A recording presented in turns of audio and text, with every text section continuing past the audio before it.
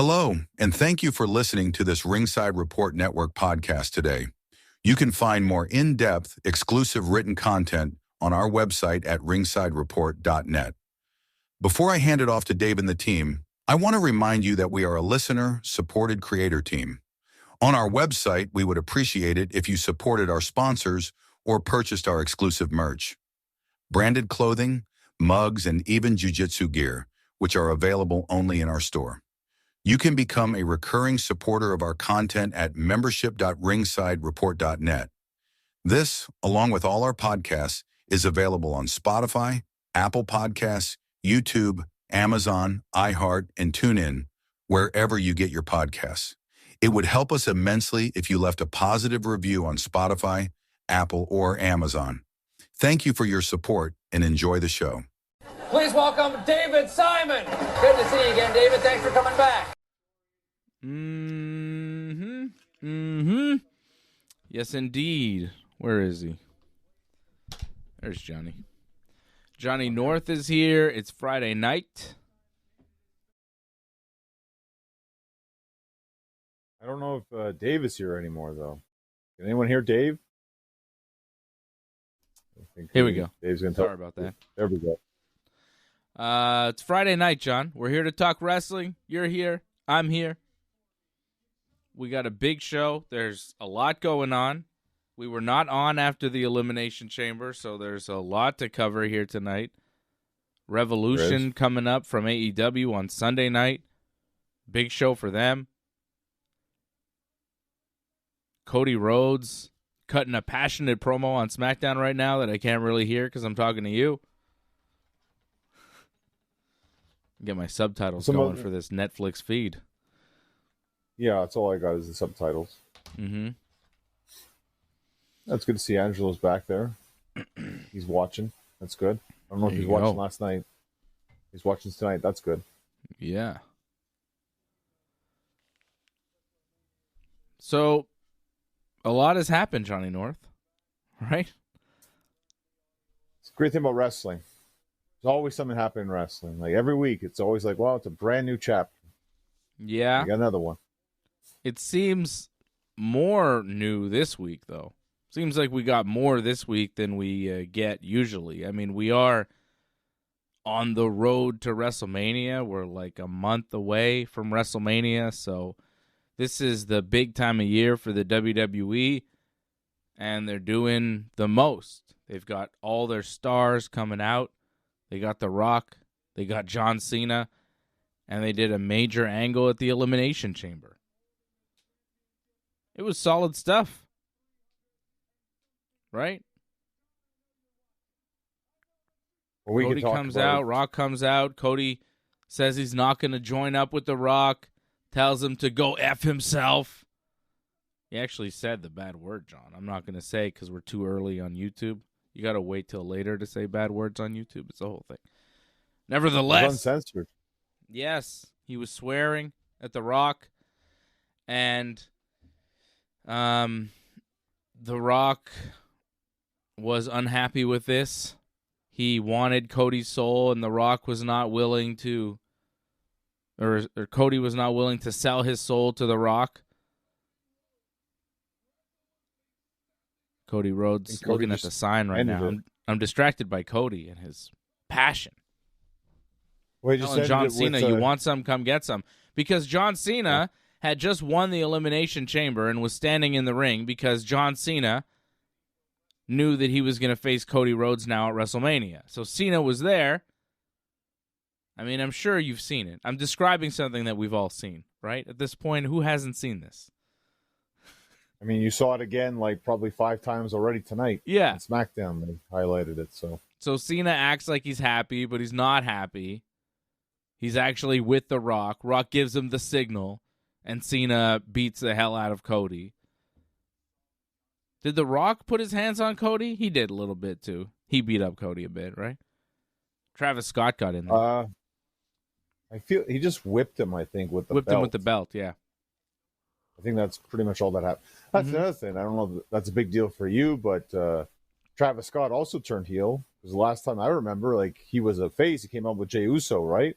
Yeah. And now suddenly, yeah, I guess he's a bad guy too. Yeah. Not that it really matters and all that, but he actually made, I think, more headlines than expected with his attack on Cody. That, as people can see, Cody has a black eye.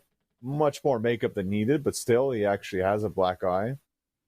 And, well, I guess he wants to wrestle, so that's him showing that he wants to get involved more. So I guess we're probably going to see Travis Scott in a match at some point. I'm sure you're very excited for that.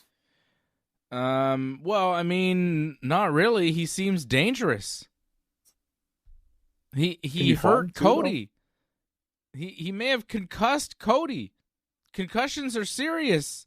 He punched him for real while Cody was just laying there letting him punch him. So, Travis Scott, maybe he is good in wrestling. Maybe he's not.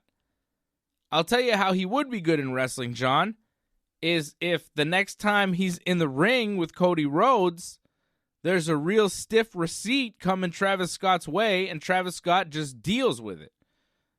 Because as far as I'm concerned, Cody Rhodes owes Travis Scott one. Big time. Well, that's good, though. It sells it. It's good.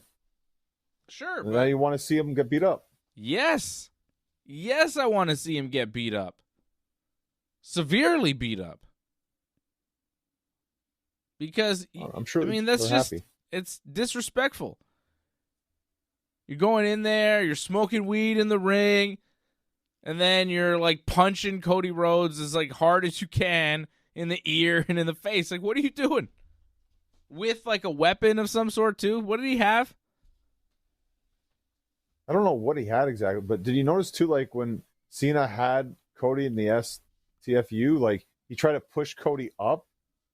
I don't know what he was trying to do with that. What was happening there? Was he trying to, completely stretch out Cody? What was going on there?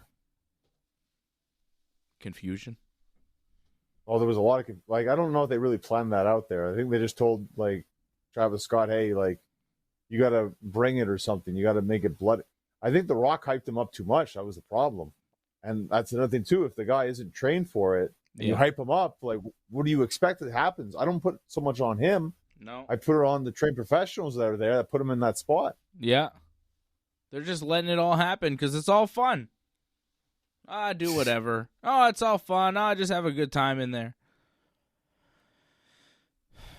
It's a dangerous path that they're going down with that type of stuff. Just letting anybody and everybody do pro wrestling.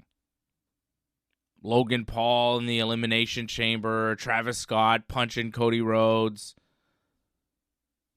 The Rock and John Cena showing up whenever they want and taking over the whole show. I don't know. I was very happy with what CM Punk said on Raw. Hey, Dave this and Johnny, week. If I am being honest, What the hell? I was the first one in the entire world to say that Logan Paul is something special. Oh, he got Mark me my again. words. This guy. Yeah. You got to watch out for the key words. There's key words that you can't say. It's like saying Alexa Bliss. You can't say those kind of words anymore. At least you can't, because I know your echo goes off. So you got to watch out for that. AJ's all over the place. Well, it's I don't know. John Cena, Cody Rhodes is the main event for WrestleMania. Everybody's very excited that John Cena finally turned heel. I thought it was kind of a cool way to finish the show, a bit of a twist. Agreed, yeah. Bit of a swerve. You didn't really expect that to happen. Thought it'd be later. So yeah, they did earlier than expected. Yeah. I wasn't really expecting Cena to turn heel at all on this run. Well, I thought something would happen, but I thought they'd save it for Mania, but they gave it now, and it's actually better because now you shape it up face versus heel going into it. I like that, but that's pretty good. However, I don't like Cena not being on Raw or The Rock being on Raw. And that's why we get like drenched in this like never-ending highlight package because they have nothing else to show us. Yeah. I don't like that they're not on Raw or SmackDown this week, but I figure they're going to be there soon, right? Not next week. I think it's the week after. 2 weeks. Yeah. Yeah, next week they're at Madison Square Garden, but next week they're doing Seth and Punk in a steel cage at Madison Square Garden live on Raw. That's pretty good. Yeah, that's pretty good. I'm happy with that. I'm expecting Roman Reigns to show up and cause havoc in that match, setting up something for Mania, no? Yeah, I guess. I don't know about you. I'm not excited for that triple threat. It's kind of disappointing, I think. For me, like, when you have CM Punk, you could have done something much more than that, but they decided not to go down that path, sadly. But at this point, that's the path, no? Well, didn't we also get him hyped up against, like, Logan Paul? Like, to be honest, like, that was far more intriguing than a triple threat where you just, put him in there. They were advertising AJ Styles calling out Logan Paul on Raw. Well, I think they're going in that direction. And that's a fine Mania match, too. I got no problem with that. But I thought they actually had some meat on the bone with Punk and Logan. They kind of hyped it up the last couple of weeks. But, oh well. I don't think they wanted Punk to expose Logan on the microphone. Because, like, he would say some things and Logan wouldn't really have much of a response. I think Punk would make him look bad. And he wouldn't mind doing it. And we would all love it. But they might not want it to happen. The powers that be. The people that run the evil TKO group. They want to keep Logan looking cool. You know? Nick Khan. I actually didn't hear that. Nick Khan wants story. Logan to look cool.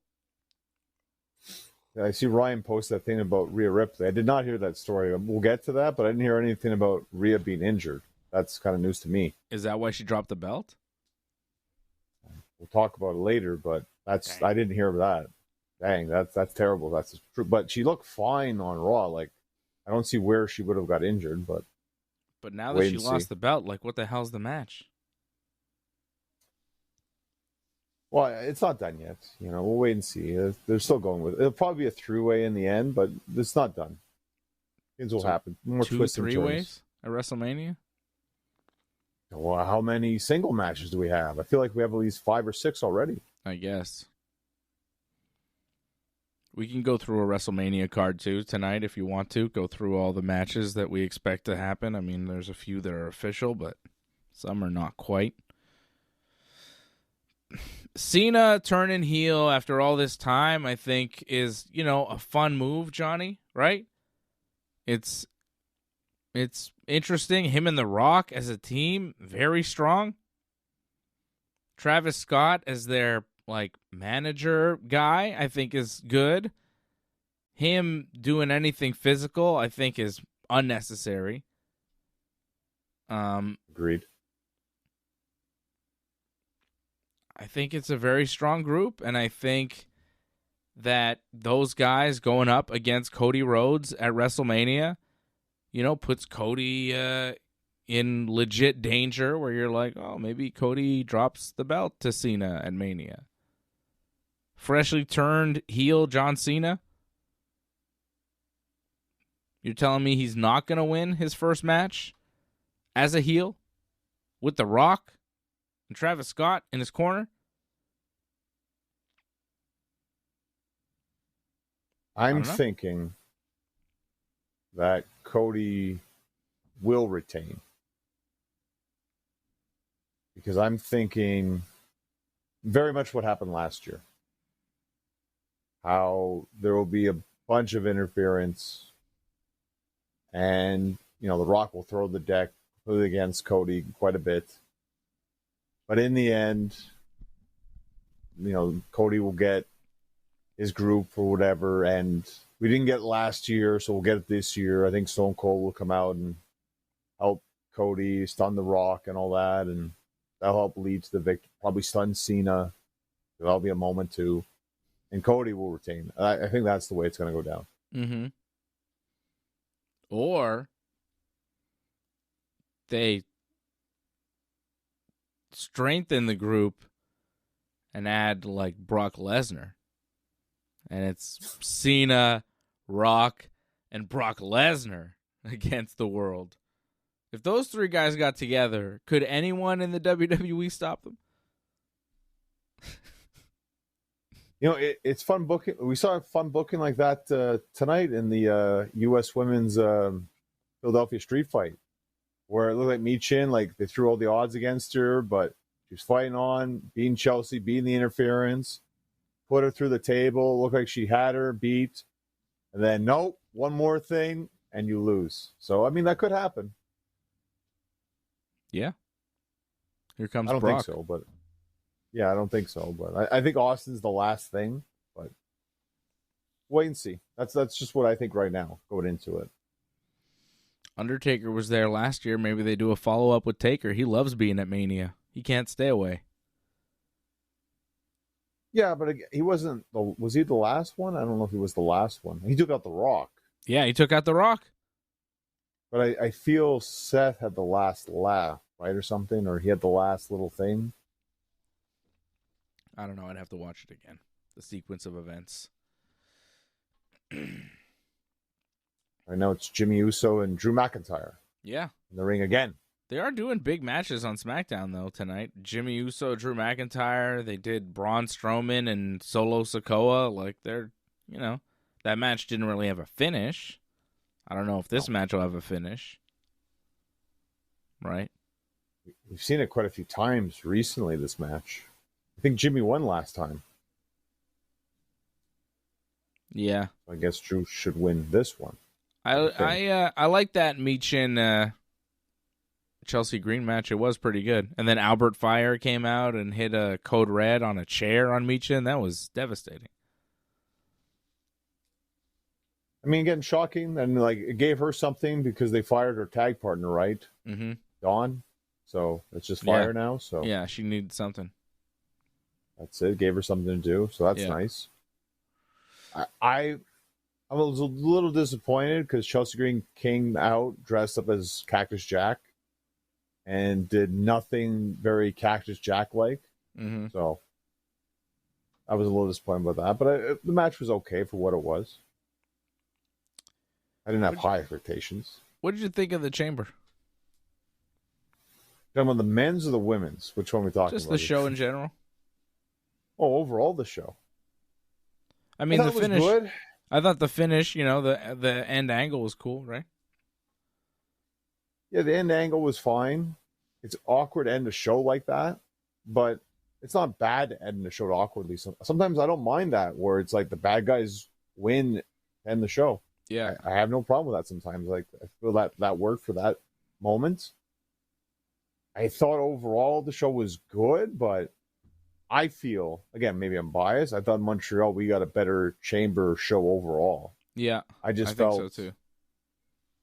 Like there were some okay moments, and that's what they focused on more than having good wrestling matches.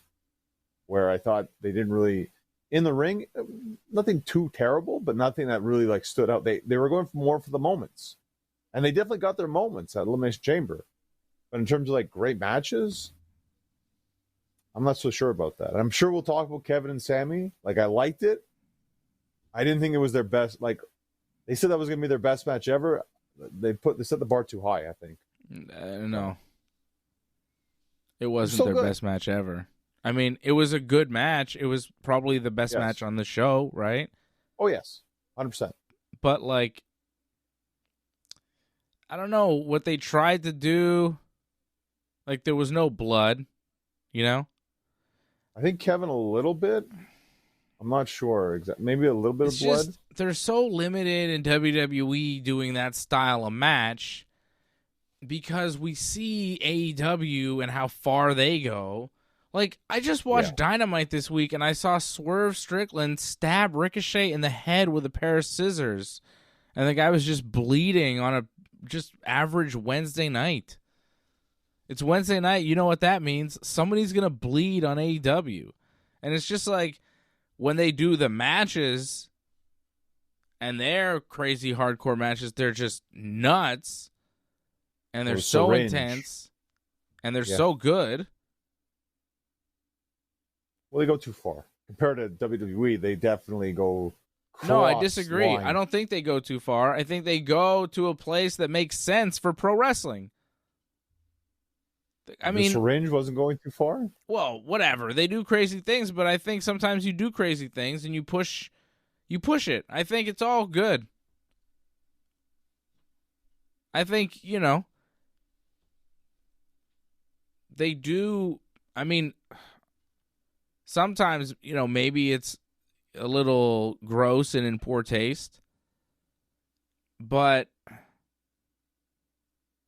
when they do it right, because they don't have limitations, they do it better than the WWE in that way, because WWE just puts so many limits on what you can actually do.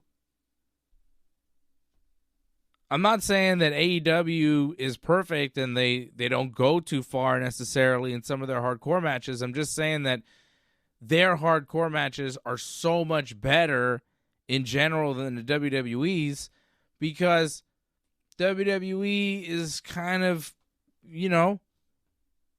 safe. You have to work way safer. And, whatever, you could say that's good, but I don't think it is. I mean, since when is that good?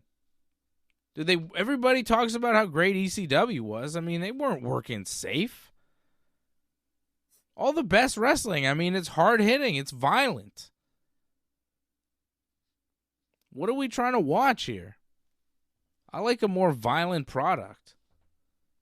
If you're going to wrestle. There should be blood. If you're fighting all the time, somebody should bleed once in a while. Have you seen the UFC? They don't even have weapons in the UFC, and they bleed all the time because they're fighting. When you're punching and hitting in the face, you bleed. When there's barbed wire, you should probably bleed. And, Kevin and Sammy are great. They had a great match. They're excellent. But, I saw them have, a ladder war in Ring of Honor, and that was crazy. You know? They've had matches where they haven't had these WWE limitations, and it's, incredible. And in that style of match, when you have, kind of certain things you're not allowed to do, it's well, all right. They're doing their version of what this is supposed to be like. It's not as good. It's watered down. And I don't care for it. It's fine. It's a nice little thing that they do, but it's whatever. Next. I don't need it. Because if I want to see that type of match done correctly, I'll watch, Hangman and MJF. They're going to kill each other on Sunday.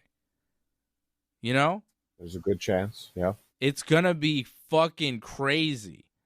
I can't wait for that. Because I know that they're allowed to do whatever they want to get the point across. And when you put it in the wrestler's hands, it's better. Not always, but when you have the right wrestlers, it is. And those two guys are the right wrestlers. Ricochet and Swerve, what are they going to do to each other on Sunday? It's going to be devastating. Those two matches are going to be nuts, John. I'm not so excited about Edge and Moxley, but man, MJF and Hangman and Ricochet and Swerve, that's, that's going to be the real wrestling. The real, violent, hardcore type wrestling that Kevin and Sammy aren't allowed to do. Well, it's not like their match wasn't violent, because they still did a lot of violent stuff, but I won't disagree that they weren't able to push the envelope like you get to see in AEW. And again, maybe that's in their best interest of, for their safety, that you probably don't want them to do that, because you want them to actually be around and be wrestling at WrestleMania in a couple of weeks. So but I think get that. This is a bigger conversation about what pro wrestling is, and I think it's an art form, and I think when you put limitations on art, you neuter it. That's an interesting point. I mean, you have something there. I think you need to let the artists do their art. And if you tell them, you can do it, but you can't do this, you can't do this, you can't do that, it's like, well, forget it. What's the point? And in WWE now, it's like so overly scripted and so much based on like, I'm going to talk to you and say a thing while we wrestle and then we'll hit a move. And it's like, oh, is it wrestling anymore? Like, I barely recognize it. Well, I enjoyed the violence of Kevin and Sami. I just felt there were moments where there was a lot of dead points in the match. And I felt they lost the crowd a couple times because they took too long to set things up and everything. And it happened more than once in the match. And that's going to happen. I mean, when you have those kind of matches where you set things up, there's going to be some dead points. But it happened more than once. I feel like at least 2 or 3 times. And that, to me, that just took away a little bit, where I felt the other matches, it felt like a nonstop roller coaster with their matches. So, but again, like, you have to understand too, they're older too as well. Yeah. Like, do you want them to like be in wheelchairs right now? Not so much. So the fact that they could still do a match like this at this point in their careers is actually quite amazing. And it's amazing they pulled this off in front of over 30,000 people too. I mean, that's the most people have ever seen them wrestle. So that's pretty awesome. Yeah. Yeah, it was good. And another personal note, because I know a bunch of guys that were security afterwards that came out and they got a bunch of screen time. So that was really awesome to see that for them. So I was happy for that. So again, personal bias on that. Okay. All right. Yeah. I thought, overall, cool show. I was at a jiu-jitsu event that was really good. The jiu-jitsu show I went to, the Montreal Quintet on Saturday, was sick. Had a good time. That's great. I'm glad to hear it. I imagine you guys have videos and photos. I don't know. I didn't take a ton of videos. Really. I don't know. Maybe one. I posted a thing on Instagram, I think, but that was it. I don't know. Yeah, I don't know. Well, didn't happen. Again, speaking of the Chamber, I thought the tag match was my least favorite match of the whole show. I don't know how you felt about it, but I wasn't overly impressed by that. I mean, it's fine to have Trish give her a moment in Toronto. That's nice that she got to be there, wrestle in front of her kids. That's cool. I didn't think the match was anything special. That could have been on SmackDown, and I think we would have been fine with that. But yeah, that's fine that they gave her that. It was like a nothing match, though. It wasn't like a, I mean, there was the women's chamber, the men's chamber, Kevin and Sami, and that. I mean, it's always going to be, it was positioned as the weak point in the show, The only thing that stood out to me in that match was right near the end. Tiffany wants to go for her moonsault, but she just tags out to Trish, whatever, tags Trish out. And Trish is just there on the apron, and she boots Trish out. Because I guess Trish was in the way or something. I was like, that was a little weird that she did that, but whatever. She did that to make sure, I guess, she had room to get to the corner. That was odd. That was the only thing that really stood out in that match. It's kind of nothing that stood out. Johnny, they're going on a European tour. They're advertising Barcelona, Spain for SmackDown next Friday. They're doing TV in Europe. All over Europe, which they never do. So they're charging those people crazy amounts of money for those tickets. Right? Do we have any idea of... I'm going to guess this is all going to be on tape delay, right? Because if they go to Europe, that means that stuff's happening in the afternoon, right? They're not going to air that in the afternoon on Netflix, are they? I think they are. Wow. I think they are. I'm not sure, but I thought that was the plan. But I'm not 100%. We'll find out. Yeah, it'll be interesting for us. But I feel SmackDown, because it's on the USA Network. Yeah, probably so not at least SmackDown. in the States. But maybe. But it's still on Netflix. It's on Netflix for us, right? Yeah.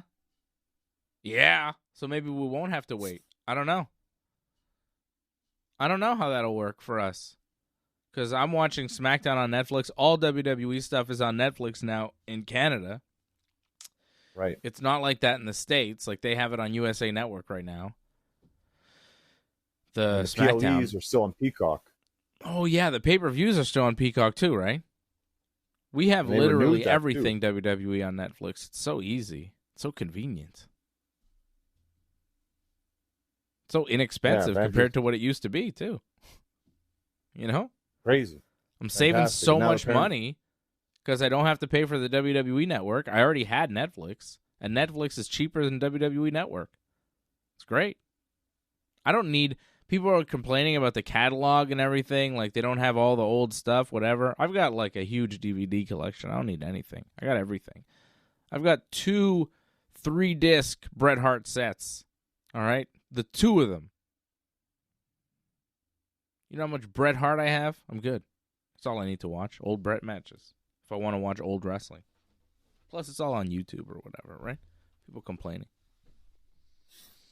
What's this supposed to air live on Netflix worldwide? So I guess stay tuned next week when we're on, I guess, because that will be interesting. Yeah. It'd be great if it was on in the afternoon. We could watch SmackDown before we come on.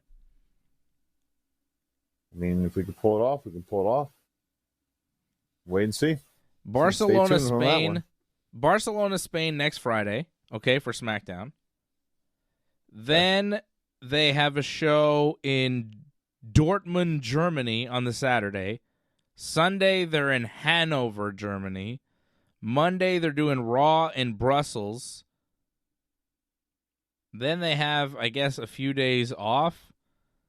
And they're back on the Friday in Bologna, Italy. Then the Saturday, they're in Belfast, Northern Ireland. Sunday, they're in Nottingham, England. Monday, for Raw, they're in Glasgow, Scotland on the 24th of March. Then they get a few days off again. I wonder what they do. Like, I guess it's a split crew, right? It's like a Raw and SmackDown crew. I would think. So, say you go on the tour, right? You're SmackDown. You go to Barcelona, Spain next Friday. And then you have maybe a show in Germany the next day. And then does the Raw crew take over? Like, how does all that work? Like, you know what I mean? They have a show on Friday in Barcelona, Spain. Then Saturday in Dortmund, Germany is like a live event. And then Sunday in Hanover, Germany is another live event. And then Monday, it's Raw in Belgium. But it's 2 different crews for Raw and SmackDown. But then there'll be some people like Cody Rhodes, who's probably going to be on every show, I imagine. Yeah. Because Cody's got to be on SmackDown, and he's got a feud with probably Cena on Raw. Mm-hmm. But then you're in Brussels, Belgium on Monday. And then Friday, say you're Cody, right? You're in Brussels, Belgium on Monday. Friday, you're in Bologna, Italy. Do you fly back to the States on Tuesday and, like, spend Wednesday in America and then fly back out to be in Italy on Friday? Like, or do you stay in... I guess they're staying in Europe the whole time, no? I would think. That's tough. It's like a month and a half in Europe. It's a lot of shows, too. Hanover, Germany. Brussels, Belgium on the Raw. Bologna, Italy on the Friday for SmackDown. Northern Ireland, England. Glasgow, Scotland.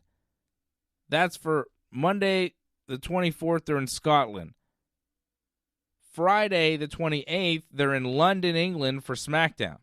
Like, all these shows, SmackDown and Raw and everything, they're all going to be in Europe for the rest of the month. They're not in the States until the 4th of April. Like, after Raw at MSG coming up Monday, they will not be back in the States for TV until the 4th of April in Chicago. Wow. Well, if you notice, too, Punk's only on selected dates, too. And he's on SmackDown dates. So that's it. Like, he's traveling, but he's not doing the whole thing. Yeah. They're in London, England for SmackDown on the 28th of March, okay? Then the 29th of March, they got a show in Vienna, Austria. 30th of March, on Sunday, they got a show in Amsterdam. And then the Monday, they're back in London at the O2 for Raw. So London gets the SmackDown, and then they go to Vienna and then Amsterdam, and then back to London for Raw on the Monday. They get 2 TVs.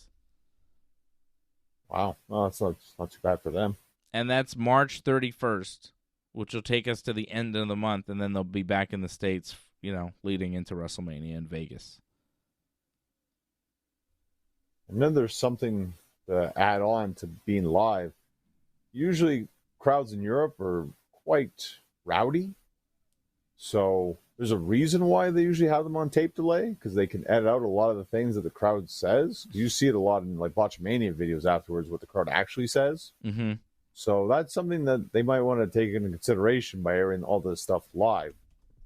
A lot of stuff they probably don't want to have aired on. Well, they can just mute the crowd, I guess. So they're going to have to do a lot of that, more than likely. Yeah. Here's the main event for SmackDown, setting up right here. LA Knight versus Shinsuke Nakamura for the U.S. title. You think LA Knight wins here? Well, we already had like a screw job finish for the U.S. title, so we shouldn't do another one. No. But it feels like this isn't the time to change the U.S. title. I would change it at Mania. But it's like it's LA Knight. He should win it. Yeah. I think LA Knight should be the champion at Mania, defending against somebody, not like Shinsuke going into Mania as U.S. champion is weird. Like, his run has been nothing. It was weird that he took it in the first place. I don't know what the hell any of this has been. Oh, we're going to find out in a few moments here. Yeah. I hope they give it back to LA Knight. I mean, we ended Raw with the title change, so I don't feel we're going to end SmackDown also with the title change, but stranger things have happened here. They do a lot of same, though, John. They do? And then, we're leading into Mania. You kind of want to do a reset, figure out what's going on. After the Chamber, you figure everything else out, It's like, okay, let's figure out the main event, and then after the Chamber, we'll work on the mid-card. Well, we'll probably get another draft, I'm sure, a couple weeks after Mania. That won't mean anything. So it's Nakamura and LA Knight for the U.S. title in the main event. So, well, just to finish with the Chamber, I'd give it a 7 on 10 overall. Like, I think it could have been so much more. But, I mean, still good for what it was. Again, I think Montreal had a better Elimination Chamber. But good show overall. To me, I think the thing that stood out the most is the whole, Pat McAfee thing, which I know you weren't too happy about him being upset about the U.S. national anthem. Deal with it. To me, it's just, wow, it's incredible how tone-deaf WWE was to not realize that, I think we talked about it last week, they can't be that tone deaf to realize they shouldn't do this. And yet they did it anyway because they're so tone deaf and then shocked and appalled that it happened. Yeah. They can't believe that the Canadians are booing the American anthem that's sung right in their face. They can't believe it. And Pat McAfee, man, he could suck it. Because he's one of these guys that's backing all this stuff. He's one of these supporters, So I know. He can, he can take his little outrage and get out. He can leave. Deal with it. Well, you you did see that he did apologize, though. He had a long thing about, Yeah. Yeah. I don't completely, think he did that because he had to, or he wanted to. Like, I think because he was told to, probably, and like he's a moron on the wrong side of history, is what he is. Fucking goofball. All these guys. Tired of this, John. I'm tired of this. Well, I complained last week about how like Chelsea Green should have a gimmick more like Brett, and now we've kind of seen it where it's like, yeah, that's probably never going to happen now, because I think WWE is definitely trying to stay away from this whole like Canada-US war that's going on right now. It's scorching heat, brother. I mean, you know. I mean, if this was 97, they would easily take advantage of this, but they're not going to do it. It's too bad. Because I know people in the Indies are definitely doing this. I know Canadians that went to North Carolina. Drew Onyx took a couple of students to North Carolina. What do you think their theme song was when they came out in North Carolina? Oh, Canada? You damn right it was. Hell yeah. I mean, it just works right now. It just makes sense. Yeah. But WWE, remember WWE, they're supposed to be like, we're not about politics. So I guess that's them trying to stay away from that. Well, what do you expect? What do you expect to happen? Well, it's not going to end anytime soon. So there's a lot of gas in that fire. They could take advantage of it. But it's a different WWE. They're not in that, not in their game anymore. The game is about celebrities and just make as much money as possible. The heat will come where it goes. I'm about ready to cut a Bret Hart style promo right now, John. I'm about ready to go Bret Hart 97 right now. I'm glad to live in a country where you can't blatantly buy your way into power and abuse it. I'm glad to live in a country that's not openly for sale to the highest bidder. Anyways. It's not going to stop anytime soon. It's not going to stop anytime soon, but it's the way it is right now. It's just the way we are and the way it's going to be. So, I think if you have $5 million, you can just buy your way in now. I think that's the story, isn't it? Fuck it. It's funny that, we'll see what happens with you and AJ tomorrow. That'll be fun. That'll be a lot of fun. Tune in tomorrow, boys, for if you want to keep that talk going. I can't. No, I can't do it. I'll talk to you, John. I can't talk to AJ. It doesn't work. It's gotten to a point where I'm not tolerating it, I'm not tolerating any of the nonsense. I mean, it's a war. I did see the new I Am Canadian, Ryan. I thought it was pretty good. I enjoyed it. I don't know if you saw that or not, but that was good. You remember the I Am Canadian commercial? Like they made a new one now on YouTube. Okay. Yeah.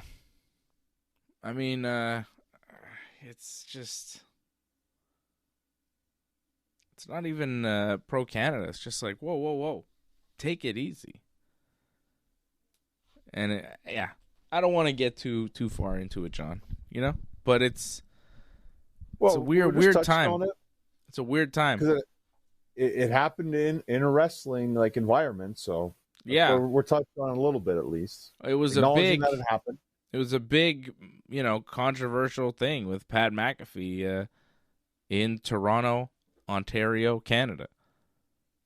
It feels like such a weird world where Doug Ford says a thing and I'm like, yeah, right on. That week I'm like, what the hell's going on here? He's turning into Captain Canada and he's saying things. I'm like, yeah. He's like, I'm gonna tariff them more. And it's like, oh, okay, yeah, fucking cool. You know, I don't want to be cheering for Doug Ford. That's crazy. Anyways. Well, mentioned this last week, like when I was at the Bell Center, I never heard like the national anthem sung like that passionately before, and it's like it's really brought in Canadians, especially Quebecers, more united more than ever before. So, it's, if anything, there are some positives to take out of this, at least for Canada.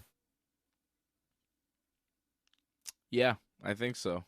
I think it's pushing us pretty close together. Harold Schneider dropping the 1867 super chat. Nice. That's beautiful. Proud to live in the best country in the world. With a maple leaf. He's talking about Canada, brother. It is a good country compared to most of them out there. In comparison to a lot of other countries, it's pretty excellent. Is it the best country in the world? I don't know. I've not been to many countries. I've not been to most countries. I think other countries are pretty cool, probably. But, Canada is pretty good in comparison to many countries where you hear about that seem like not so good. I was going to say bad, but maybe not bad, but just not as good as Canada. Canada's a good country. America right now seems a little rough-ski, but, it's pretty good. I like it. I like it when I'm there. They're just being, some of them are being a little fucky right now. They need to unfuckulate themselves and relax. Chill out, bud. Well, I think for me, the top moments at the Chamber, number 1 was Cena. Number 2 was the anthem. Number 3, I think, was Jade. Her comeback. Jade Cargill, brother. Like, to me, the Jade thing actually took away from the Women's Chamber match because nothing really topped that. Yeah. Maybe, I guess, Bianca's hair whip. But even then, like, they replayed, I think, the Jade thing more than they replayed the Bianca hair whip. A lot of Canada love on the chat, and I'm loving it, John.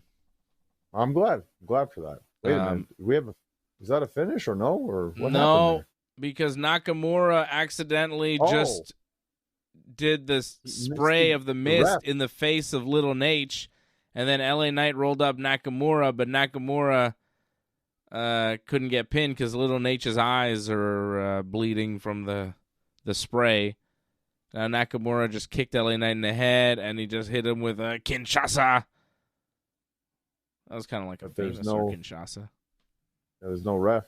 But there's no referee, brother. Oh, Shinsuke's going for the chair. Well, I don't know if the match is still going or not. It must be. There's no ref. I guess, so that's it? I don't know. We'll wait and see. Again? Oh, he just hit the BFT on the chair. He's pinning him. Where's the referee? There's a referee. 1, 2, 3. LA Knight's the new United States champion, Johnny. I figured. How about that? That's the move. There you go. When do they have it where the ref runs in and actually counts 3? Yeah. That's a rare one, actually.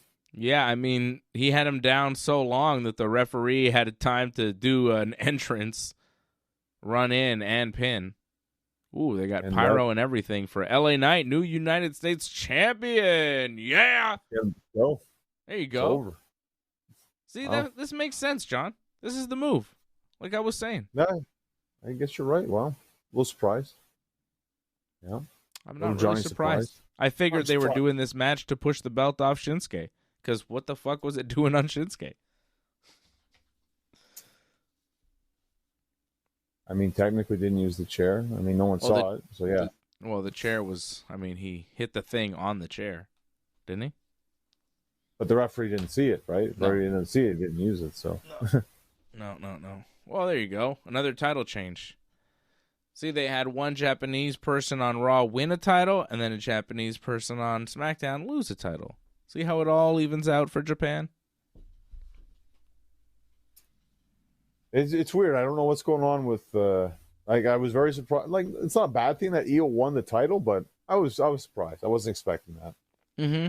I also feel that was kind of shady because Bianca pushed Rhea. Yeah. Right in front of the referee. Should have been a DQ. But the referee, I guess it was they kind of said it was the referee's decision, just like back them off and like. That was Jessica Carr. Yep. So that's on her, I guess. But like, I call her Jessica Carr. And she's like a wrestler too, no? But her name is because every time they say it, it's her name is Jessica Carr, right? But every time they say it, it sounds like Jessica Carr. So she's Jessica Carr. Well, you listen to commentary more than I do. Yeah, I really try to. Jessica Carr. Jessica Carr. I can't even say it right. Jessica Carr. It's funny for the Cena thing because people hated the Michael Cole, Pat McAfee commentary so much. I heard people try to have like, oh, if JR did it instead, because they'd rather JR do the commentary. Yeah, well, of course. Who wouldn't rather classic JR do commentary than the guys they have now? The guys they have now are awful. I've been saying it for years. None of them are good. None of them. Get JBL back. I mean, I like Booker T. I don't know why they don't have Booker T on the main show. There are people out there that could do it. Yeah, but I think Booker, I think we mentioned this before, I think he's in NXT. They're always usually the same spot, so they don't move around too much. He's happy about that. Well, there are people out there that they could get, but they're not getting them. It's not. Get their guys. Look at their Hall of Fame. I'm very happy they got Lex Luger, don't get me wrong. Mm-hmm. And like, I like the Natural Disasters, but I feel like they shouldn't have been picked before other tag teams. But because of Tugboat's relationship with Cody Rhodes, he gets a little bit of favoritism. It's keeping the family, man. I get it. Makes sense. It's wrestling. Well, I like John Tenta going into the Hall of Fame, though. I love it too. Yeah, I'm not saying it's bad. I'm just saying, look at that tag team that was there for 2 years at most compared to other tag teams. Yeah. Like, there's a list of tag teams before them. I'm sorry. Like, and again, I like the National Disasters. I thought they were a good tag team. But didn't last long. And, like, Demolition right away. Come on. They're not in, like, and the Rougeaus, too, as well. Like, maybe they weren't ever tag team champions, but they lasted much longer than Natural Disasters did. Yeah. Yeah. I mean, there's some of that, but I'm not mad at it. Come on. Great Canadian wrestler, John Tenta. He's not getting in otherwise. He should be in the WWE Hall of Fame. The guy is a legend of the business. I'm happy he's getting in. I don't think he gets in if he's not part of the Natural Disasters. I don't think Earthquake on his own gets in. I don't think The Shark gets in. I don't think just John Tenta gets in. But John Tenta as Earthquake, one half of the Natural Disasters, even though he has, he's dead, but just the fact that he's getting in posthumously, I think, is good because he is deserving. He's a legend of the business. I'm a big fan. From British Columbia, great Canadian, John Tenta. I like the Natural Disasters. I thought they were a classic tag team. They were in the arcade game, like WrestleMania, the arcade game, For the Super NES, yes, I remember. Yeah. No, but I mean the arcade machine. The NES one as well, too. No, not NES. No, I mean like in the arcade, like the stand-up arcade thing. Oh, you had the NES. Oh, you put it on the arcade one. I had the NES version. Like at an arcade, They were in there. Yeah. They were good. They were, they were part of WWF at that time. I'm happy for them getting in. And, yeah, maybe other teams should get in, but they'll get in eventually. I don't know. I agree with what Eric wrote. He said the Midnight Express. I agree, but that's a little bit more complicated because then you'd have to get Cornette as well. And I'd love for Cornette to be in the Hall of Fame, but I think that's a little bit of a dicey kind of situation because I don't think a lot of people in WWE like Cornette. So that might be tough. See, this is the thing about getting to the Hall of Fame. You have to kind of comply with WWE. Lex Luger, he's kind of fallen in line. Yeah. Tugboat falls in line. Yeah. You fall in line, you're going to get a spot. You don't, you might not get a spot. A good chance you don't get a spot. Cornette's not in the Hall of Fame. Is JR in the Hall of Fame? Yeah, right? Oh, yeah. JR's been. Yeah. JR and Jerry Lawler are in the Hall of Fame. Yeah. Cornette should be in the Hall of Fame. That guy is a legend of the business, for sure. But he's got his enemies, though, in WWE. Yeah, of course. Yeah. Well, it would be tough to induct him now, but, I don't know. Maybe one day. But that's how it works, That's how wrestling works. A lot of politics. You got to be in good standing with the company.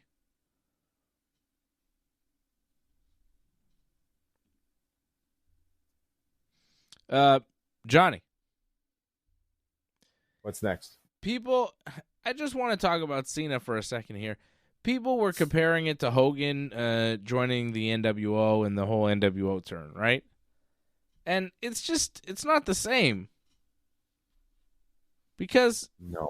for so many reasons, it's not the same. Like, people were shocked, and I guess some people were upset.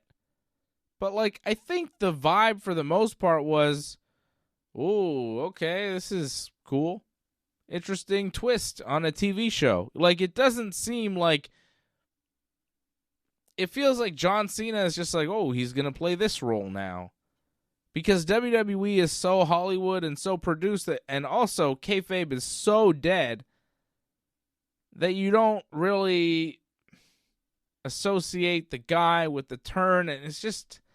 It doesn't hit as hard with John Cena. When Hulk Hogan turned heel, they were throwing garbage in the ring. People went nuts. People felt betrayed. Yeah.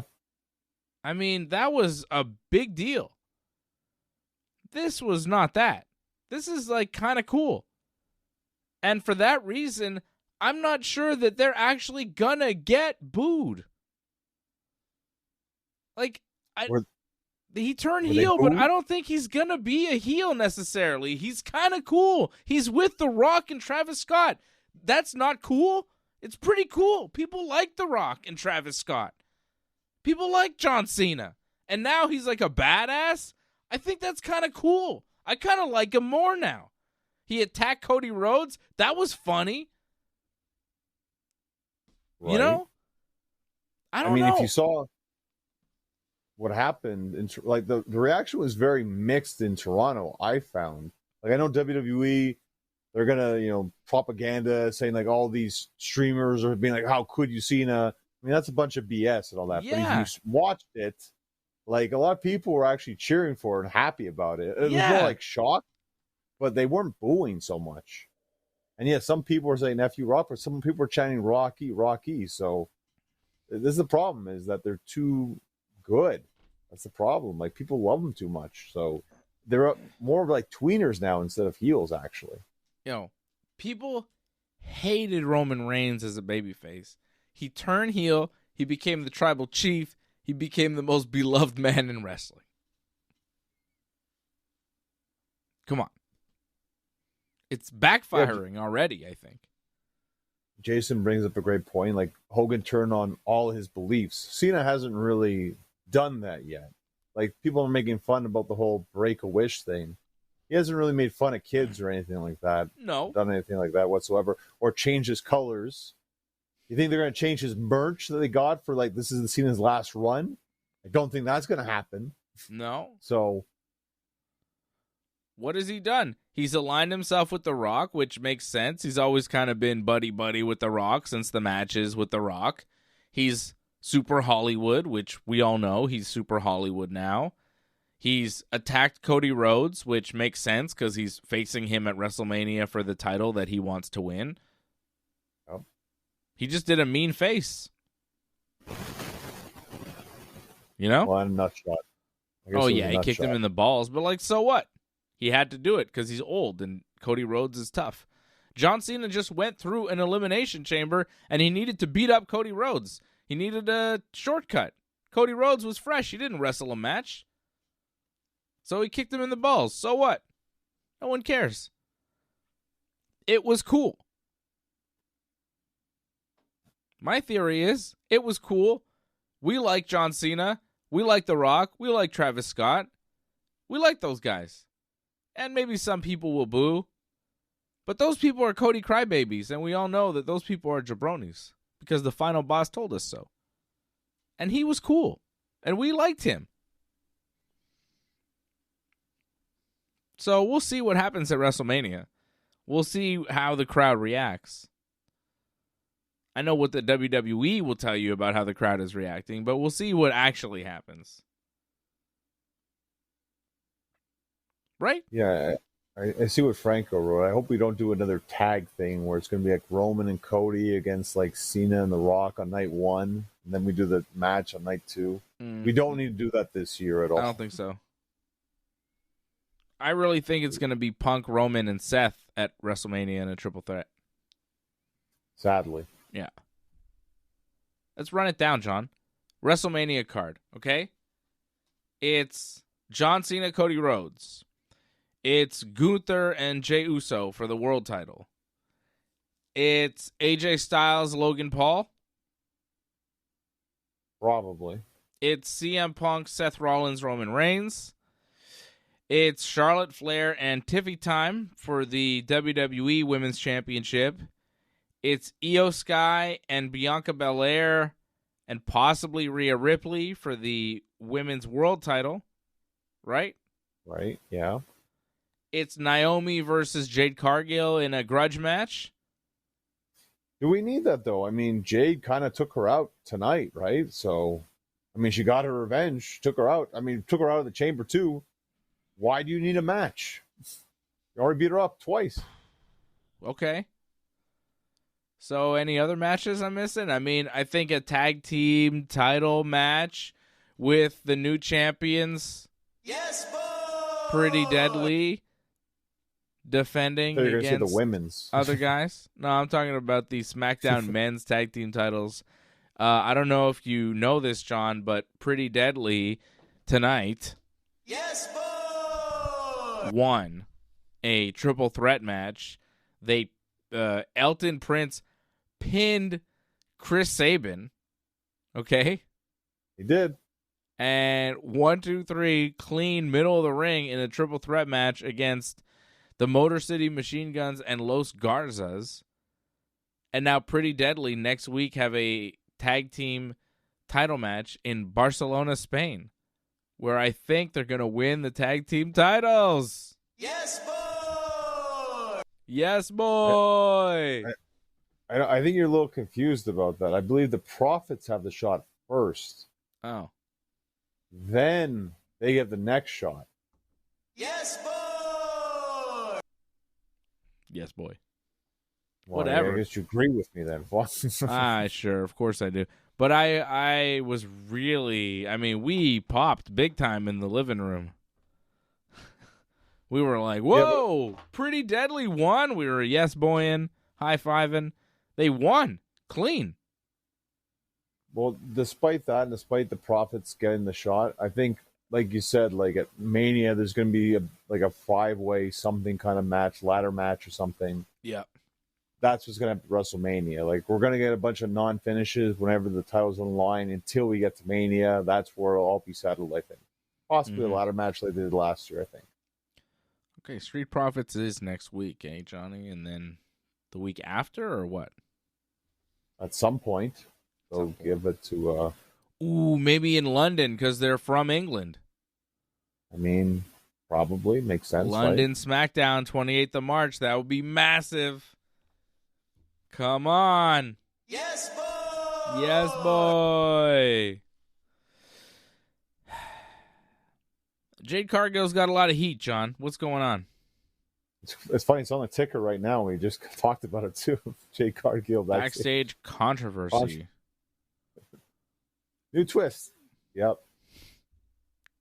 Well, I mean, this whole story that came out, I mean, it kind of makes a lot of sense. It feels like a lot of dots got connected because, like, we were wondering at the time. Remember, this goes back to, I think, Clash at the Castle, that three-way match they had. I think it was Jade and Bianca defending against, like, Shayna and Zoe against, I think, Fire and Dawn. I think that was a three-way tag, right? And in that match, there was a moment that happened where Jade got put in a sleeper by Shayna. And remember, we said this, like, she's tapping, like, obviously tapping. And the ref, clear as day, like, you can hear it, like, stop tapping, don't tap out. Yeah. And Jade was like, tapping because Shayna slapped the choke on her, I think, that Jade didn't like. And Jade was trying to get her off. She didn't know how. And now there's a story out that apparently there was words backstage after the match. Mm-hmm. And that, I'm not sure if this happened. I mean, it's happened before. People get angry. It's going to happen. You're in a work environment. You're not going to like everyone you work with. But Jade going up to someone and saying that, you know, you need to learn how to work or you don't know how to work. Yeah, that's rich. That's pretty rough. It's pretty rough to say that to somebody, like, especially coming from her.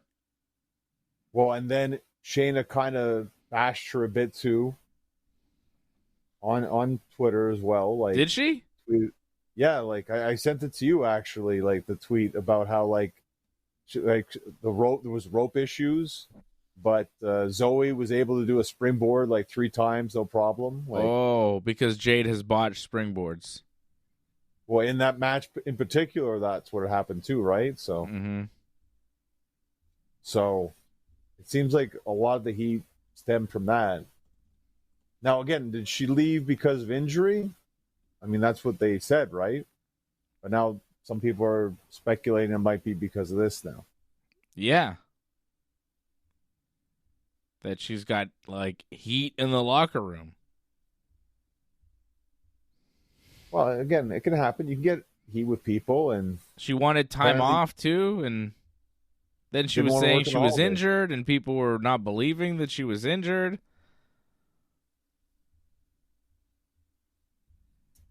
I mean, she doesn't have a kid. I understand when the holidays off. That kind of makes sense, but I could see where some people are upset because they actually did work the holidays, so I understand when people are upset. And then she came back and she did a vignette about coming back and how she's fighting against a bunch of wolves. And then Chelsea Green decides to do her own little thing on X and kind of make fun of that. Yeah. So it feels like it's a hostile like work environment, which I feel like we've said that about other places, but now WWE has become this now. Yeah, it feels like there's some real heat on Jade Cargill from a lot of the people in the locker room, and Naomi's promo kind of adds, you know, there's more weight to it considering all of that backstage turmoil with Jade that she seems to be causing.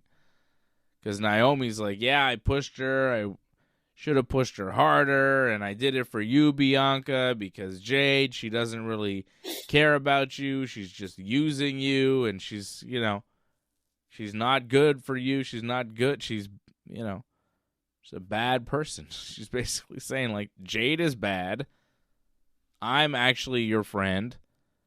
I did attack Jade. I didn't want to tell you because I knew how you'd react, but she's, like, telling her, you'll see in the long run that I'm right. And Naomi was, like, crying. They're both crying. They were both crying. And, like, I don't know. There seemed to be real tears coming from Naomi, at least. And I was like, okay, what's going on here? Yelling at each other about Jade, talking over each other. Like, it felt like more than a promo. Felt like they were really airing out some stuff there. It was Like, it wasn't the most entertaining, but it was kind of like you had to watch because you're like, what the hell is going on here? You know, it was like, oh, okay. It was a little uncomfortable. It was odd, but it was interesting. And then Jade comes out and like beats up on Naomi. It's like, all right, okay, but I'm not sure where it all goes from here because Bianca's got a match with Io, I guess. And there's Rhea Ripley. Like, where is she? Is she hurt? What's the deal? Is she gonna wrestle at Mania? Like, there's a lot of weird stuff going on. But the Jade Cargill stuff, her, having problems with some of the people she's working with, is interesting. We'll see how all that goes. Her and Naomi, too, all that. Something. I'm on Team Naomi for the record. Okay. I just found the crying, to me, that kind of threw it off a bit and made it kind of comical. Like, just seeing the crying. It's like, why are you guys crying exactly? Because you're going to reveal that you're the one that attacked her? Like, that's what you're going to cry about? I don't know. That just, to me, that just seems funny. And I liked Bianca dressing in black. So I'm like, oh, maybe she's going to turn. And it's still not impossible. Because, like, right now, the way you have it, it's Rhea against Io against Bianca, and they're all baby faces. So having Bianca actually side with Naomi, that's not a bad thing in the end. Like, maybe it wasn't the plan all along, but she decides, like, oh, well, she's still going to be with Naomi. But the way she was reacting and, like, the way she was all upset and just let Jade walk all over her, I guess maybe we're not going down that road. I don't know. Yeah. All of that stuff is odd. I'm not sure they have it all figured out. Well, it was fun to see because they've been building for this for so long. Mm-hmm. But again, like, Jade wiped through Naomi twice. You don't need a match. Like, the conflict's really done, to be honest. Like, Jade should just move on, do something else, find another partner, and try to win back those tag team titles, I think. Bayley, maybe. Maybe. Okay, we got to talk about CM Punk and that promo that he did on Raw. I'll talk about here. Wow, yes. I mean, it was fantastic. It was perfect. That promo got me more excited than anything at Elimination Chamber. When Punk is going after people in that way, when he punches up instead of punches down, like, he's been punching down a lot lately at Seth and Drew. And it's like, okay, they're not as big as you are. You're a bigger star, and you're making fun of them, and it's good, but it's like, it's better when he's the underdog. When he's punching up at John Cena and The Rock. When he was going after The Rock, talking about how The Rock comes out and slaps his arm and pretends to care about the business and all of this. Oof. Punk was great. He is the last of a dying breed of professional wrestler. They don't make them like CM Punk anymore. And that's a shame. At least not in WWE. I mean, it's not the way in WWE. We got a couple CM Punks in AEW. MJF is a bit of a CM Punk. You know? He's willing to say whatever, whenever, and just go for it and dare you to follow it. And CM Punk just went hard at The Rock and John Cena. And it was a great promo. It was great. I agree for the most part, but I didn't think it was you could say it's like a perfect promo, and Angelo says this is the best promo ever delivered. Don't know if I agree with that so much. I thought it was good. I liked the intensity. I love the energy. I love the way that's how we started the show on Raw. He needed something like that. And I liked what he said about The Rock and Cena. That's all good stuff. Just a couple of things. He says he's going to say something. We might get kicked off Netflix. Not once did he say something where I'm like, oh no, they're going to get kicked off Netflix. I never had that feeling whatsoever, except for that one time that he said that. So that was kind of, he didn't deliver on that. Okay. 2, I'm sure you know what I'm pretty much leading into right here, is where he's like, I wouldn't walk around with a fake title, when you yourself complained that he walked around with a fake title his last couple of days at AEW. So. Oh, yeah. He did walk around with a fake title, didn't he? Exactly. So. Didn't he do it in AEW? He wasn't the champion, and he was pretending like he was the champion. But didn't he never lose the belt? Well, that's what his claim was. But I remember your claim to it was that if you're not around, you're not the champion. So your title, like, it wasn't real. Like, that was your thing about it. Well, the problem was they weren't working an angle.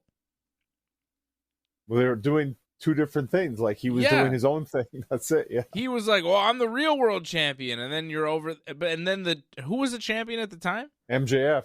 And it's like, okay, well, you're not building towards a match with MJF. MJF is doing his thing over here with like Samoa Joe or whatever.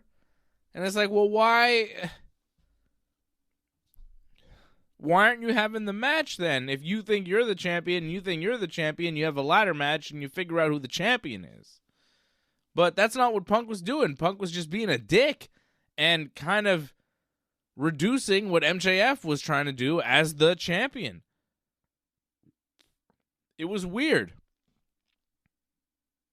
And it seemed like Punk had full control over what was going on Collision, so it was just him deciding to do that.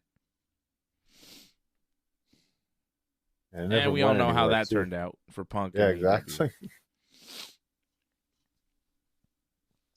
Yeah, he did walk around with a fake title, but at least he could claim that he was the champion. The Rock is literally walking around with some sort of weird belt called the People's Championship, and he's like, come on. Again, I thought it was a good promo. It's just there were some things where I was like, I'm not 100% sure on that one. I'm like, there's a hole right there. But besides that, I enjoyed the promo. Again, great energy, great intensity. Yeah. Punk is definitely the best talker, I think, in WWE. Oh, yeah. Yeah. Better than The Rock. Usually, I would say. I mean, The Rock does have some great promos. You know, the Mama Rose thing, like, that is still a great promo. He still has some great ones. But, man, when they went head-to-head back when they wrestled each other, right? Punk was crushing him.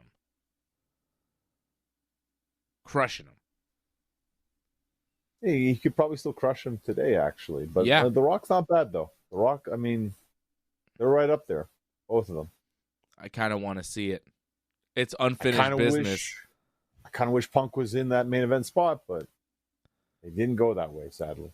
Yeah, I told you, John. I told you it was going to be John Cena. You thought CM Punk was going to win the Chamber. Well, and Punk kind of proved it right there. It should have been him. Because who was the guy out on Raw the first thing? Like, who delivered on that show? It was him. It wasn't Cena. That's right. But oh well.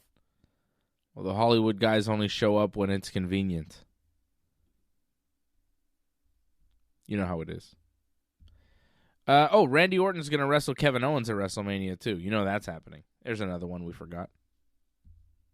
Yeah, Randy, that was nice. I liked Randy's promo. I don't know what you thought about his promo. I know a lot of times you think Randy has a boring promo, but I thought it was pretty enjoyable tonight. I don't know. When he started talking about, I'm hearing the voices and they're telling me to kick Kevin Owens in the head. It's like, all right, dude. You lost me, Randy. That was his closer, wasn't it? Yeah, I don't know. It was just, it wasn't a great way to close. It's like, what? It was like, I'm going to get him. I don't like him. But he loved him. He respected him, all of that. I don't know. It was okay. It wasn't the worst promo. It was fine. I thought it really helped summed it up. Like, he's been gone for so long, and it kind of explained his feelings about Kevin start to finish. I mean, they were together for like a year. Like last year at WrestleMania, they wrestled each other. Yeah. Did they? Comes full circle. Yeah. Eh? Yeah. Comes full circle, this. This is... Yeah. It's in building, if you think about it. Yeah. It makes sense. But I just... I wonder what this means for Sami Zayn. I feel it's either Andre the Giant or maybe Karrion Kross. Oof. I know. Stepped Poor down, Sammy. sadly, but... What I the know. fuck? Well, I could see him win Andre the Giant. I mean, who else is winning Andre the Giant this year? Who cares? Okay. I mean, really, who remember. cares? Was it not Jey Uso who won it last year? No, actually, I don't think it was, actually. I don't know. Angelo says Punk still crushed the promo. I agree. Like it was so good. It was so good. I got so hyped for that promo. When he was cutting that promo, I was like, yes, get him. I would like this guy, he's got something, you know? He's got the spirit of professional wrestling. What did he say? He said something about being middle-aged and crazy. Yeah, he said he's middle-aged and crazy. Yeah. Doesn't always do, yeah. You know what that's a reference to, right? That was Terry Funk, if I'm That's not right. mistaken. That's right. Yeah. Well, he had the best tribute for Terry Funk, if I'm not mistaken. AEW, he did that. That was the best. Like after the show was over, I think he had the best one, talking about how Terry Funk, like what he meant for wrestling, how important he was for wrestling. Like not just a great wrestler, but one of the best to ever wrestle. Yeah. Because, you know, love him or hate him, CM Punk does care a great deal about professional wrestling and the history of professional wrestling and the guys that paved the way for him and others. And he expects that same respect from the next generation. And he should get it. He should get it from Seth Rollins. Yeah, I think there's a lot more respect there. I mean, if there's no CM Punk, there's no Seth Rollins. If there's no CM Punk, Samoa Joe, and Bryan Danielson, there's no Seth Rollins, Jon Moxley. Those guys are not existing in the main event level in professional wrestling. Just like CM Punk well knows that if there's no Eddie Guerrero and Chris Benoit, there's no CM Punk or Bryan Danielson in WWE. well, guys that inspired the future. That's pretty much what's happening. Yeah. And if you lose sight of that and just think like, well, whatever, I'm just here and it's fun and I can do a flip and hey, you know, Logan Paul or something, then you lose sight of all of that and the history and the tradition and the art and what it really means. And the blood and the sweat and everything you actually put into it when you're really doing it. But CM Punk has a real healthy respect for that. I don't know how much... Like, when CM Punk talks about The Rock and the business he pretends to care about, I think there's, you know? I mean, The Rock cares about the business, but I don't know. I think The Rock has a deep appreciation for pro wrestling, but just the way he kind of uses it and the way he kind of, when he tells the story of pro wrestling, it's just a little, it's in his image, you know? Everyone has their own different way of looking at wrestling. Doesn't mean it's wrong, though. Yeah. But I appreciate CM Punk's respect and sense of history. Whereas The Rock's is a little bit different. The Rock does that WWE thing where he kind of changes history to kind of suit his narrative. Thanks. And, you know, I think he learned that from Vince. And Hogan does that too, you know? It's a Hogan thing. You kind of change history when you tell the story to suit, you know, your narrative. I mean, it's not like Punk doesn't do that either, right? I mean, he tells a story about... It's not like Punk doesn't do this a lot, too. Like, Yeah. I've noticed him do that a lot. It's fun to do. Let me tell you something, brother. Hulkamania will live forever, brother. Behind Mount Hogan, yeah, it's fun when you do that. That's right. Mount Hogan, brother.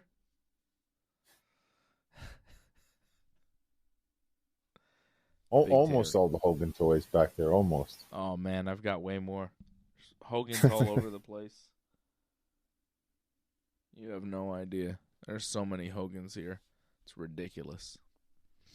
It is ridiculous. I don't care. I love Hogan. Oh, it's fine. I love Hulk It's okay. Hogan. Not a big fan of Terry Bollea. You know? Two different things. Whoa, what the hell happened here? See, we have to see all the Hogans now. That's where we're getting the big. Oh, is close-up that on it? Oh, okay. Yeah. Okay. Because you said it, like, I didn't understand what was going on. and boom, you got it again. A lot more Hogan right there. Look at all those Hogans. Looks like there's like a superhero Hogan behind you. One with Where? the H2. One directly like behind you. Like you just turn your head like to the right. You don't see the H2 Hogan? H2. You don't see that? Oh, the Mr. America? Oh, there's that one too, yeah. That was one all the way on the top. Mr. America, brother. Wow. Where? Over On here? the top. There you go. Yeah. There you go. You got so many Hogans are falling. Yeah, Hogans are tumbling, brother. This Hogan. This is WrestleMania Hogan where he said the Silver Dome when he was at the somewhere the last time Superdome. WrestleMania like 30, wasn't it? Yeah. Yeah. This is WrestleMania 30 Hogan, where he was confused about where he was. I like that they made an action figure to commemorate confused WrestleMania 30 Hogan. I like that. There's so many different Hogans. So many different eras and varieties of Hogans. Hulkamania will live forever, Hogan. Look at this. This is like from a Royal Rumble. I don't know which Royal Rumble. Brother. Well, probably one that he won, I think. Better Probably believe 91. it. He won all of them. He was the best. He was. He crushed. He was the best at wrestling, brother. He won all the That's time, good. brother. See, here's a question for you. You probably have more Hogans than Cena, right? Of course. Okay. Well, I'm sure Of you have course. a lot. I'm sure you have a lot of different Cenas, though, right? I don't really have Cenas. I have maybe. Oh, wow. I mean, my son has a couple John Cenas, I think. He's got a couple He was Cenas not- for sure. He was not devastated by the whole Cena thing. No, I think he thought it was kind of cool that he was with The Rock now. You know? Like, He's with it. and yeah, no, my son, who's 7 years old, you know, he saw the WWE posting, like, the videos of the kids, like, oh, crying, and he was like, you know, that was his response. Like, what? What are they crying about? He's like, oh, cool. I'm like, yeah, John Cena, he turned on Cody, he attacked Cody and joined with The Rock, and he was like, cool, that's cool. You know, because it is cool. I don't think kids are even going to hate it in general. I mean, some kids might, but I think other kids are going to be like, well, we like John Cena and we like The Rock. Like when Hogan like started the NWO, I was kind of like, well, this is cool. Like, you know, he's with Razor Ramon and Diesel. That's kind of a cool team. Well, he also went back on the whole "say your prayers, eat your vitamins." He's like, "Oh, that was all a lie," you know. Like he took it all back. This is the problem with Cena. Is Cena going to take it all back? I have a hard time believing he's going to take back all the Make-A-Wish stuff. And it was all a lie. I did it for the money. He no longer believes in hustle, loyalty, or respect. He believes in disrespect only.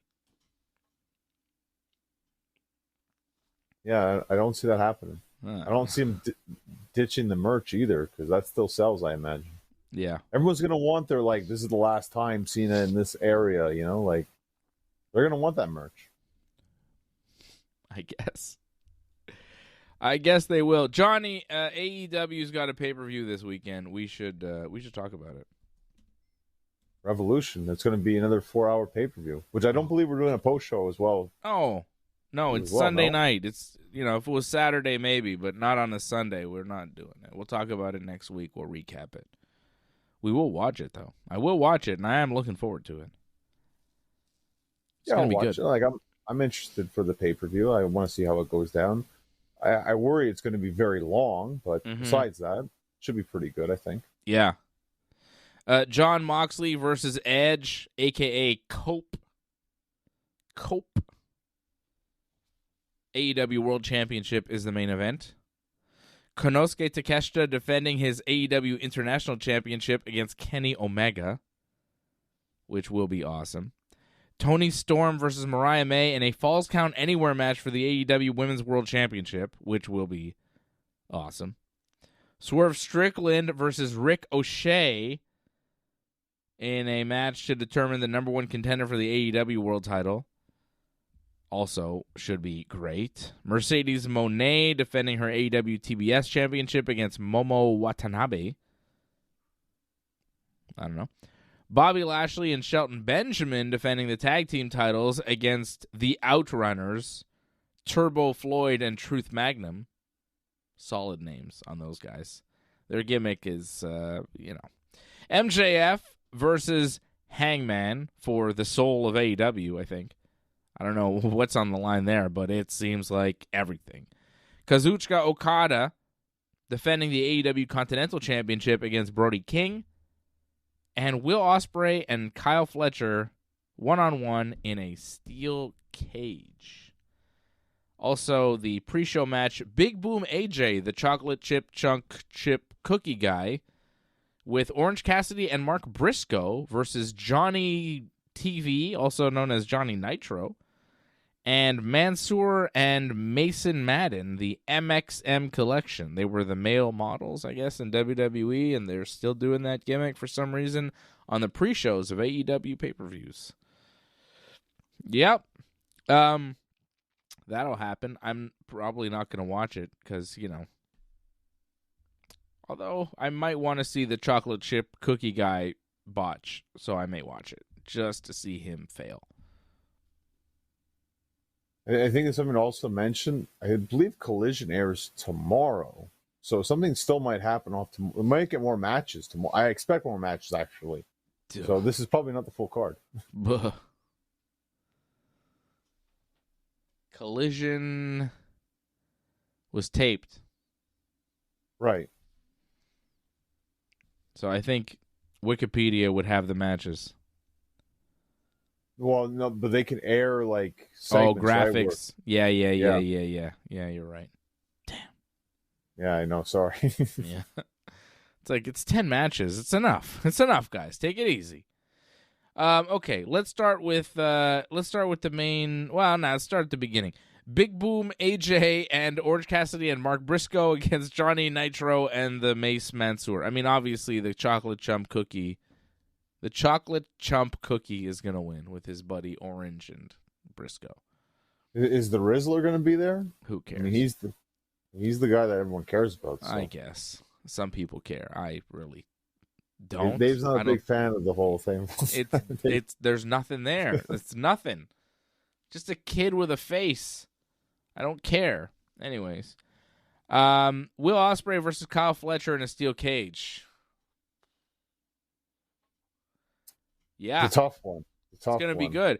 I mean, what's going to be the best match we see on Sunday? Because it could be this one. It could easily be this one. But they are confined to a cage. So either, that they're going to go crazy off a cage, or because they're confined to a cage, it makes it harder for them. What do you think? I mean, I think they might kill each other. Yeah, I think every they're going to match go they crazy push off the up. cage, man. Have you seen these guys wrestle? It's going to be nuts. I'm going to say I think Ospreay wins it, but I mean, this could go either way. Yeah. I'd go with Ospreay too. But, yeah. It's going to be great. Who won the last one between these two? I think Ospreay won. So that's why I'm kind of worried about it. But yeah. I think Ospreay wins this. I don't know. I'm really not sure because I feel like they've wrestled a bunch and it's hard to keep track of like who's where in the series. It's tied, I think. Well, like it's not really tied, but they've said it's tied. Okay. So then Ospreay should win. I would think. It is tied, right? Because they've wrestled a bunch on pay-per-view, no? Right. Well, I think Fletcher, they're saying on pay-per-view, Fletcher won the first one, Ospreay won the last one, right? Right. Yeah. Ospreay then, I think. That's how it should end. It's AEW, you never know. Like, we're taking guesses here. Yeah, it is tough to figure out. I don't think Tony Khan really knows. I'm not sure he knows where he is. Kazuchika Okada defending the AEW Continental Championship against Brody King. I don't think he drops it to Brody King. This match I'm not so interested in. Like, why Brody King? Well, because I guess Buddy got hurt, right, against Okada, so he's just trying to get revenge. But it still comes out of kind of almost nowhere for it to be a title change, so I don't see it there being a title change. I think Okada wins. Yeah. I agree. I always go with Okada. He's the best. MJF taking on Hangman Page. Okay. This is where things get serious. It's tough. The build to this has been great. The promos have been great. MJF and Hangman are two of the very best in AEW, if not the two best. I think you can make an argument that these are the two top guys in the whole company. And the winner of this match is, more important than the winner of any other match. This is not for any championship. This is not for the number one contender. This is not for anything other than a grudge between MJF and Hangman. They have built it excellently. The promos have been so good from both guys. They are both at the top of their game. The match is going to be fantastic. I'm just not sure who wins in the end. I think MJF will cheat to win. I feel like that's the move. Hangman loses in a big one, but maybe not. Buckshot Lariat? 1, 2, 3? I mean, this is for the soul of AEW. This is for so much. It's great. They're so good, man. MJF is so good, and Hangman is also so damn good at professional wrestling in every aspect of the game. I don't care what CM Punk says. Hangman did nothing wrong. Okay? Did you notice Hangman did nothing wrong. Nothing. Did you notice at the Chamber when right before Punk beat Logan Paul, like Paul went for the buckshot lariat, and then Punk countered it. Very much like I think how he countered against Hangman, if I'm not mistaken. I don't know if you caught that or not. Yeah. He won't let it go. And just another thing too, just to kind of again, little jab here. As Hangman the week prior came out on a truck, went right to the ring. And what did Punk do this week?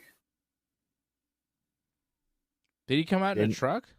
I'm pretty sure he came out in a truck. He went right to the ring.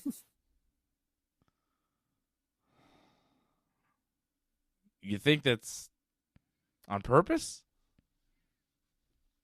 it's an amazing coincidence if it is. I just want to say that, like, Hangman the same, like, he did that on Wednesday, and then the following Monday Punk does that.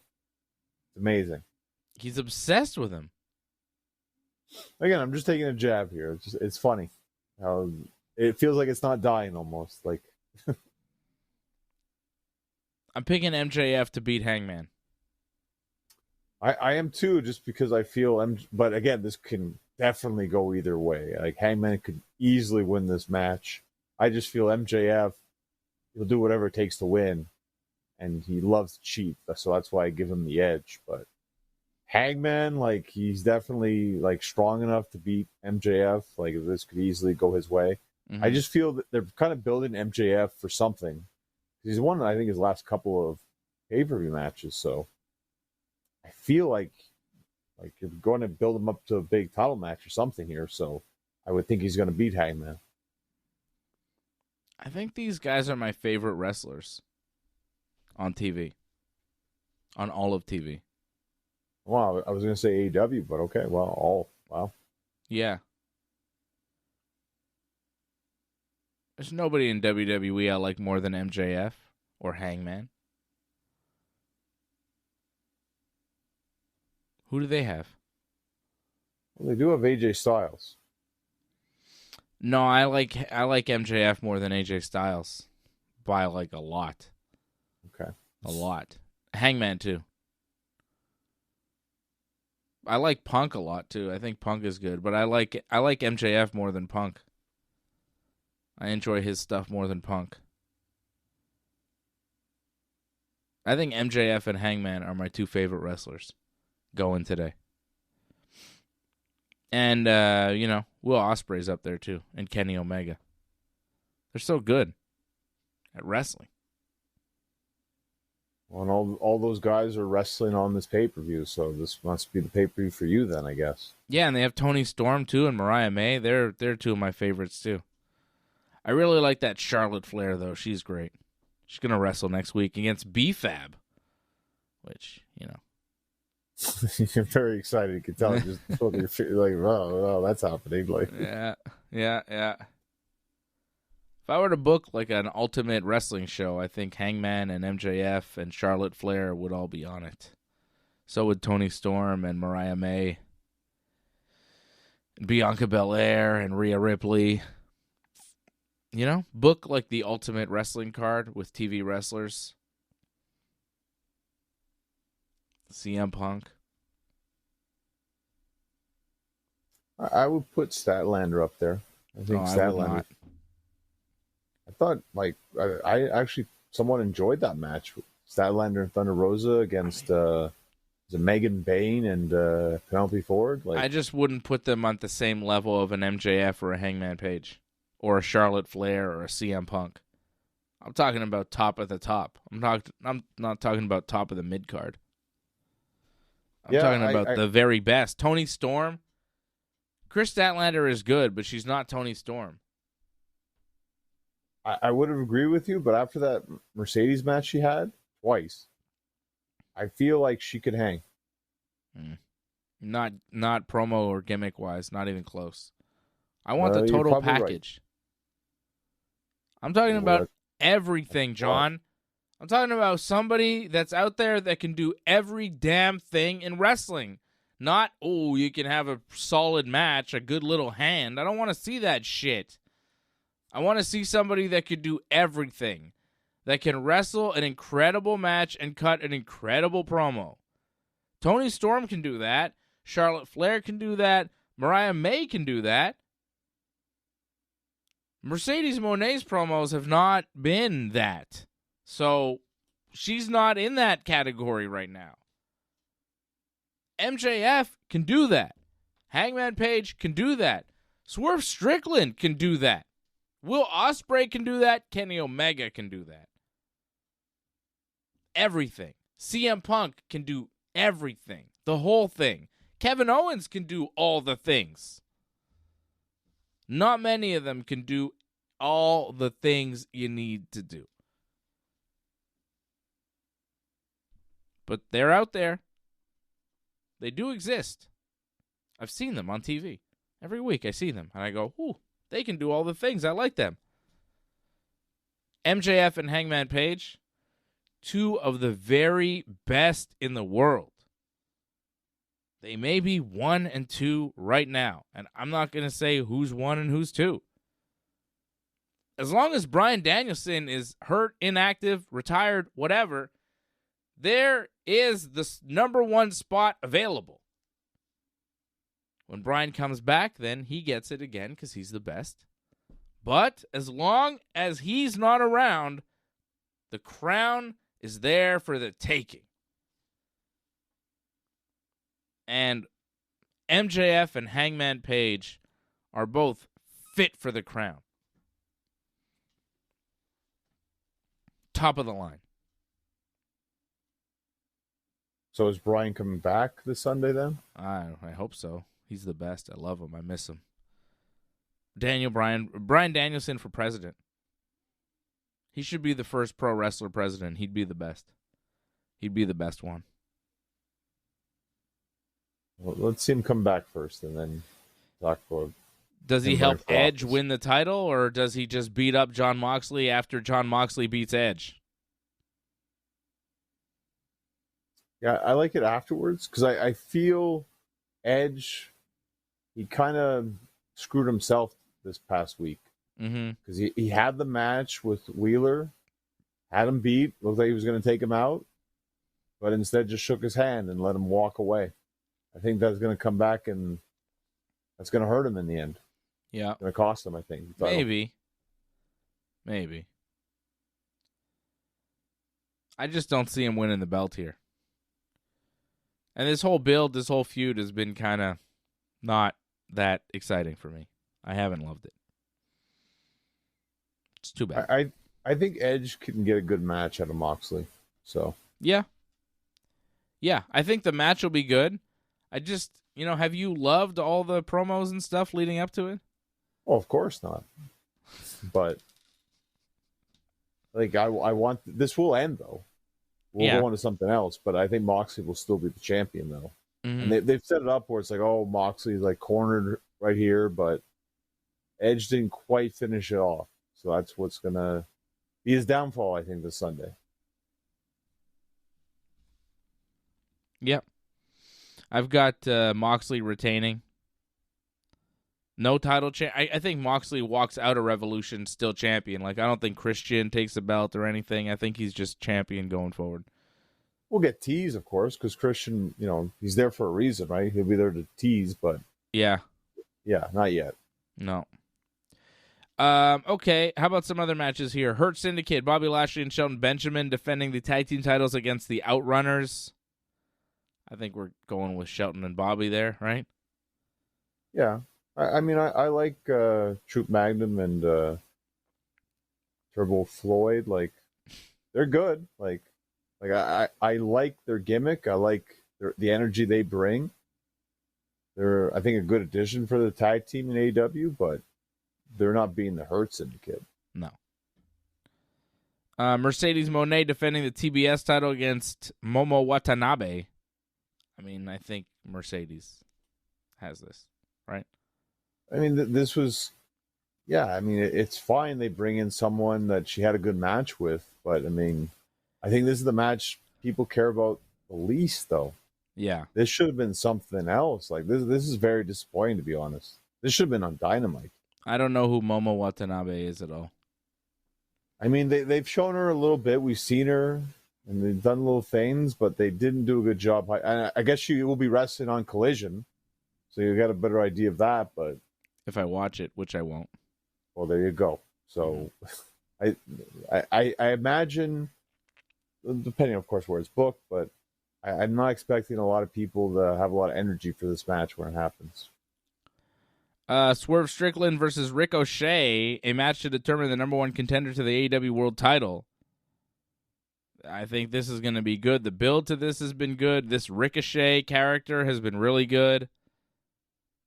I like Swerve's line in the promo on Dynamite this week where he says, after this, people are only going to remember you for two things. One, me reviving your career for a little bit. And two, your ring announcer wife. And then Ricochet got up and got all mad. And the crowd started chanting, holy shit. It was a good moment.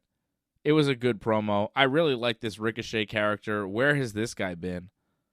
Where has this been? It's like all of a sudden he's like the most detestable heel out there. He's been great in this role. Really good. Right? The new Ricochet is fun, isn't he? Yeah, he's found himself. Yeah, finally. And it's great. Like, I don't think anyone's ever going to argue that he was a good wrestler. The character was kind of lacking, but he found a character that's worked in AEW, and he's taking advantage of it. And I think he's not going to win on Sunday, but I think he's definitely in the right path of one day becoming AEW World Champion. He's not going to win Sunday to become number one contender, but I could see him become number one contender in the future. He could be a real annoying and funny world champion. I'm wondering how far this can go with Ricochet, because he was really able to handle himself and cut a solid promo for a long period of time on Dynamite this week, and I was like, damn, where has this been his whole career? He was sitting there, he looked like a star, he was cutting promos like so much charisma, so natural, so relaxed. I was like, my God. This guy is the guy that we should have seen in the WWE. What the hell? It's crazy. He's been so good here. That promo was excellent with Swerve. I feel like he's found motivation. Like, I don't know if he had that motivation to have this kind of character, but ever since I think he got to AEW, he found that. And it kind of pushed him to be the way he is now. So I'm actually looking forward to, if it ever happens, him actually bringing in his ring announcer wife. I know you're enemies with her still, but still, I think that'd be great for her to come back in. Yeah. Okay. Time was Toni Storm in a Falls Count Anywhere match against Mariah May, AEW World Championship on the line. I think Toni retains. She just lost. She just won the belt. I don't think she's going to lose it here, but I think the match is going to be incredible, and you never know. Mariah could take it back because Mariah is great, and I think these two can wrestle each other and, have a feud going on for the next year. They could wrestle each other at every pay-per-view for the next year, and it would be good. So. Well, I'll agree with what I think a lot of people are saying, that this should be the true main event of the pay-per-view, because I think it's the best story going into the pay-per-view. I agree with that. However, I've heard other people say, it's not going to fit right with what they have planned. So it sounds like what they have planned for the main event, something's going to happen where that needs to be the last match. So, I mean, the way this is going to work out, I kind of understand if it's just going to be that kind of anywhere, just that's it, it's over, it's done, and they have to move on. Where I feel like the main event, there's going to be a lot more to that. So this is the finale of this. So I get it. I'm expecting this to be very good because it's been very good in the past. So I expect that this could easily, you talk about the match we've seen before as well, this could easily be the match tonight as well. I expect the crowd to be very into this. Everybody loves Toni Storm and Mariah May.